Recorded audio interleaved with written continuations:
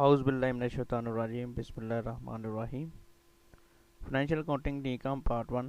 जैसा कि हमारा लेक्चर सीरीज का एक आगाज़ चल रहा है, बेसिक्स टर्म्स के ऊपर लेक्चर नंबर 8 है ऑल ओवर, और बेसिक्स टर्म्स का पार्ट 6 है। इससे पहले भी मैंने जो पार्ट्स बनाए हैं 5, उसको 1 बाय 1 देखें तो इंशाल्लाह आपको बेसिक्स टर्म्स की अच्छे से समझ लग जाएगी।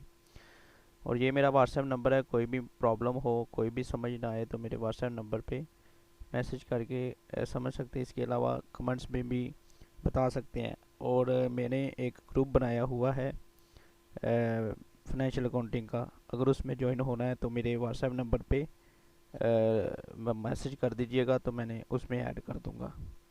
इसके अलावा मैं लिंक में पहले मैंने जो पिछले लेक्चर डाले हैं उसमें मैंने लिंक 1 बाय 1 लेक्चर की लिंक डाले थे। अब मैंने इस लेक्चर के नीचे जो लिंक मैं डालूंगा वो प्ले लिस्ट का डाल दूंगा, उसमें आप सारे लेक्चर 1 बाय 1 देख सकते हैं। बुक जो फॉलो की जा रही है गुल अमीर मलिक साहब की है, नवीद पब्लिकेशंस है, और बुक का जो फेस है कुछ इस तरह। चैप्टर 1 इंट्रोडक्शन वही कंटिन्यू है। आज का जो टॉपिक है हमारे पास एक्सपेंसेस के अखराजात जिसे हम कहते हैं। अकाउंट्स के अंदर हम रोज़मर्रा ज़िंदगी में भी अखराजात का वर्ड यूज़ करते हैं एक्सपेंसेस का, मगर अकाउंट्स के अंदर इस लफ्ज़ का क्या मतलब है वो आज हम समझते हैं इंशाल्लाह। तो अखराजात होने के लिए अकाउंट्स कहता है कि आप जिस चीज़ का बेनिफिट ले लें और उसके बाद उसकी पेमेंट करें तो वो आपके अखराजात हैं। अब यहाँ पे अकाउंट्स कहता है कि अगर आपने किसी भी चीज़ का बेनिफिट ले लिया है, किसी भी चीज़ का आपने बेनिफिट ले लिया है मगर आपने उसके पैसे दिए हैं या नहीं दिए, वो आपका खर्चा बन चुका है।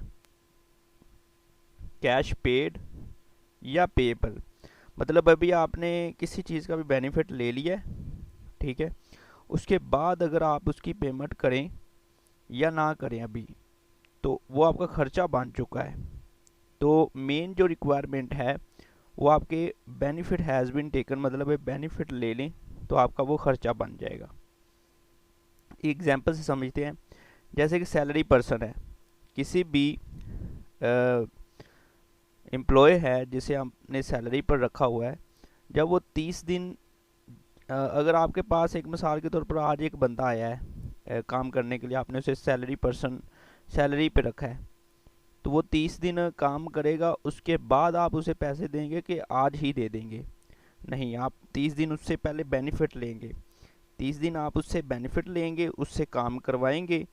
जब आप बेनिफिट ले चुके होंगे उस 30 दिन के बाद आप उसको जो पैसे दे रहे होंगे वो 30 दिन पहले उसका बेनिफिट ले चुके हैं, उसके आप पैसे दे रहे होंगे।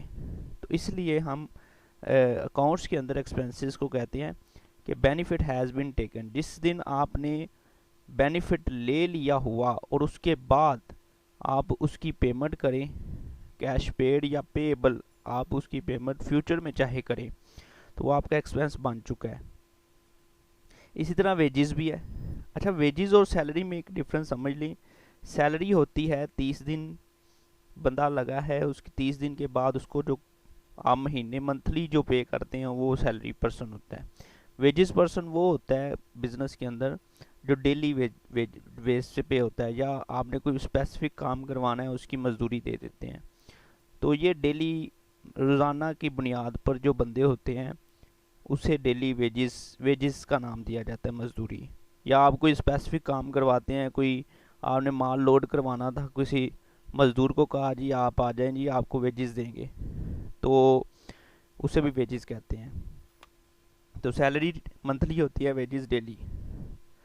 तो वेजेस भी आप ज़ाहिर है किसी से वेजेस पे, मतलब आपने किसी से काम करवाने के बाद ही उसे आप पैसे देते हैं, तो बेनिफिट लेने के बाद आप उसे पे करते हैं। रेंट भी इसी तरह ही है। आपने घर अगर किराए पर लिया हुआ है, रेंट पे लिया हुआ है, तो आप पहले 30 दिन उसके अंदर रहते हैं, उसका बेनिफिट दे देते हैं, ओ सॉरी ले लेते हैं, फिर उसके बाद उसकी पेमेंट आप देते हैं, तो वो इसलिए उस आपका वो खर्चा बन जाता है। ऐसी हर चीज़ जिसका आप बेनिफिट ले लें और लेने के बाद उसकी पेमेंट करें तो वो आपका एक्सपेंस होता है। खर्चे जो है वो 3 किस्म के होते हैं। पहला खर्चा तो हमने पढ़ लिया ना कि खर्चा हो जाता है, बेनिफिट हैज़ बीन टेकन, आपने बेनिफिट ले लिया, वो खर्चा बन गया, चाहे उसकी पेमेंट करें या ना करें तो वो आपका खर्चा बन चुका है। अब दूसरे नंबर पर आउटस्टैंडिंग एक्सपेंसेस होते हैं। आउटस्टैंडिंग का मतलब होता है बकाया जात। अब यहाँ पे देखें तो बेनिफिट हैज़ बीन टेकन, जिस चीज़ का आपने बेनिफिट ले लिया वो खर्चा तो बन गया, जैसे कि यहाँ पे हमने पढ़ा था कि बेनिफिट हैज़ बीन टेकन। मगर कैश नॉट पेड, यहाँ मैंने वर्ड लिखा था कैश पेड या पेएबल। पेड कर दिया तो खर्चा तो बना ही हुआ था, पे कर दिया उसका। अब पेएबल है तो फिर वो ट्रांसफ़र किस में चला जाएगा, आउटस्टैंडिंग एक्सपेंसेस में। तो अभी वर्ड समझ लें, इसको डिटेल से एग्जांपल के साथ आगे समझाया हुआ है कि ऐसा खर्चा जिसका बेनिफिट तो ले लिया है मगर उसका कैश अभी पे नहीं किया, तो वो आपका आउटस्टैंडिंग एक्सपेंसेस होता है। प्रीपेड एक्सपेंसेस क्या होता है जी? थर्ड आपका एक्सपेंसेस होता है benefit has been not taken, आपने किसी चीज़ का बेनिफिट नहीं लिया किसी का, मगर उसकी जिसका बेनिफिट आपने लेना है अभी, उसकी कैश पेड इन एडवांस, आपने उसकी पेमेंट एडवांस में पे कर दी है, तो ये खर्चा आपका प्रीपेड एक्सपेंस कराता है। मतलब खर्चा, ऐसा खर्चा जिसका पैसे आपने पहले दे दिए हैं मगर वो खर्चा अभी उसका बेनिफिट उस खर्चे का आपने नहीं लिया। तो इसको हम इंशाल्लाह समझते हैं आगे एग्जाम्पल वाइज। पहले नंबर पर अखराजात, जो एक्सपेंस की एग्जाम्पल है वो पहले देख लेते हैं। पहले नंबर पर तो ये बेनिफिट हैज़ बीन टेकन है, कैश पेड या पेबल। तो इसकी एग्जाम्पल वही है कि सैलरी, ठीक है। पहले नंबर पर तो हमने एग्जाम्पल ही पढ़ा ना, जो पीछे स्लाइड मैंने दिखाई उसमें 3 पोर्शन बने थे। पहले टाइप तो वो है जिसमें आपने बेनिफिट ले लिया, उसका कैश अभी दिया है या नहीं दिया, वो खर्चा बन चुका है। तो सैलरी ये आपका खर्चा, आप इसका बेनिफिट ले लेते हैं, 30 दिन के बाद आप इसकी पेमेंट करते हैं। वेजेस भी इसी तरह है, आप उसका डेली बेस पे आप उसका 8 घंटे उसकी ड्यूटी करवाने के बाद उसको पेमेंट देते हैं। रेंट भी 30 दिन रहने के बाद आप उसकी पेमेंट करते हैं, तो ये भी आपका एक्सपेंसेस है। इसी तरह आउटस्टैंडिंग एक्सपेंसेस पे आ जाए तो एस अखराजात के बकाया, मतलब है अगर इसकी उर्दू देखें तो ये अखराजात के बकाया जात है। मतलब है आपने खर्चा तो कर लिया मगर इसका अभी बकाया रहता है आप देने वाला। तो इसकी डेफिनेशन में हमने पढ़ा था बेनिफिट हैज़ बीन टेकन, हमने इसका बेनिफिट तो ले लिया है मगर इसके कैश अभी अदा नहीं किया। इसको हम एग्जांपल से देखते हैं। पहले नंबर पर एग्जांपल यही थी जो पीछे एग्जांपल दी थी, मगर अब चेंजिंग क्या आएगी। अब यहाँ पे हम बात समझ लीजिएगा। एक आपके पास एम्प्लॉय है, ठीक है, आपने उससे 30 दिन काम लिया, ठीक है। 30 दिन काम लेने के बाद आपके पास वो सैलरी लेने आया, आपने कहा जी मेरे पास अभी पैसे नहीं हैं, बिज़नेस के हालात कुछ बेहतर नहीं हैं, तो बराए करम आप नेक्स्ट मंथ में ले लीजिएगा। तो वो जो बंदा है सैलरी पर्सन, चलो वो आपकी इस चीज़ को समझते हुए वो आपसे नहीं लेता। तो जाहिर है उसने आपने 30 दिन उसका काम बेनिफिट तो ले लिया, एक्सपेंस तो आपका बन गया, बेनिफिट हैज़ बीन टेकन, मतलब आपने बेनिफिट ले लिया मगर आपने उससे कहा कि अगले मंथ में दूंगा, तो फिर ये क्या हो जाएगा, नॉट पेड, कैश आपने उसको इस मंथ नहीं दिया। तो फिर आप उसकी रिकॉर्डिंग कैसे करेंगे? उसकी रिकॉर्डिंग आप ज़ाहिर अकाउंट्स में रिकॉर्ड तो करना है, तो आप क्या करेंगे, सैलरी की बजाय आप उसके साथ वर्ड क्या लगा देंगे, आउटस्टैंडिंग सैलरी, ताकि हमें पता लग जाए ये वो सैलरी है जो बकाया है अभी, मतलब देने वाली है। हमने सैलरी का बेनिफिट ले चुके हैं मगर ये अभी बकाया है। इसी तरह वेजेस भी, किसी मज़दूर से आप करवा लेते हैं काम, आज के दिन नहीं देते, आप कहते हैं जी हफ्ते बाद देंगे, तो आज के दिन की रिकॉर्डिंग डालते हुए आपने उसको लिखना है आउटस्टैंडिंग वेजेस, मतलब ये मजदूरी अभी बकाया है। इसी तरह रेंट है, आप इस मंथ नहीं देते तो अगले मंथ कहते हैं कि हम दे देंगे, तो आपने ज़ाहिर 30 दिन रहे तो है ना, तो आपका एक्सपेंस तो हो गया। तो आउटस्टैंडिंग रेंट मतलब अगले महीने में आप उसको देंगे, बकाया है अभी। तो उम्मीद है कि आपको ये समझ लगी होगी। नेक्स्ट हमारे पास जो एक्सपेंस है वो प्री पेड एक्सपेंसेस है, अखराजात की पहली अदायगी। अक्सर आपने वर्ड सुना होगा प्री नाइन्थ, तो प्री का क्या मतलब होता है, पहले, पेड अदायगी। तो प्रीपेड मतलब है अखराजात, एक्सपेंसेस अखराजात, कि अखराजात की पहले अदायगी कर दी, कि मतलब ये खर्चा अभी आपने बेनिफिट नहीं लिया, उसकी अदायगी आपने पहले कर दी। तो इसकी डेफिनेशन हमने पढ़ी थी कि benefit has been not taken, अभी इसका बेनिफिट नहीं लिया मगर कैश पेड इन एडवांस, आपने उसका कैश एडवांस में अदा कर दिया है। तो इसकी एग्जांपल से समझते हैं कि सैलरी वेजेस वही बातें हैं, मगर यहाँ पे आप देखें तो सैलरी, अब सैलरी पर्सन है आपके पास, जनवरी में आपके पास सैलरी पर्सन बंदा आया है और वो आपको कहता है कि जी बुज़ुर्ग बंदे हैं, तो वो कहता है कि जी मेरी बेटी की शादी है नेक्स्ट मंथ, तो मुझे कोई एडवांस में सैलरी दे दें। मतलब जनवरी में वो आया है तो वो फरवरी की भी आपसे सैलरी मांग रहा है। अच्छा, जनवरी का तो आपने उससे बेनिफिट ले लिया हुआ है, अगर आप फरवरी की उससे एडवांस में पेमेंट करते हैं, एडवांस सैलरी दे देते हैं, तो वो आपने फरवरी की एडवांस मतलब उस फरवरी के मंथ की आपने उसका बेनिफिट नहीं लिया, मगर आपने उसको कैश एडवांस में दे दिया। मतलब benefit has been not taken, फरवरी का आपने उससे बेनिफिट नहीं लिया मगर कैश पेड इन एडवांस, आपने उसको कैश एडवांस में पे कर दिया है, तो इसे कहते हैं प्री पेड एक्सपेंस। तो इसकी रिकॉर्ड करते हुए आपने जब पिछले में लिखा था आउटस्टैंडिंग सैलरी, तो जिस एक्सपेंस का नाम है उसके साथ वर्ड आ जाएगा प्रीपेड, जैसे उसमें सैलरी की जो एक्सपेंस था उसके साथ आउटस्टैंडिंग आ रहा था, इसके साथ प्रीपेड एक्सपेंस के साथ वर्ड आ जाएगा।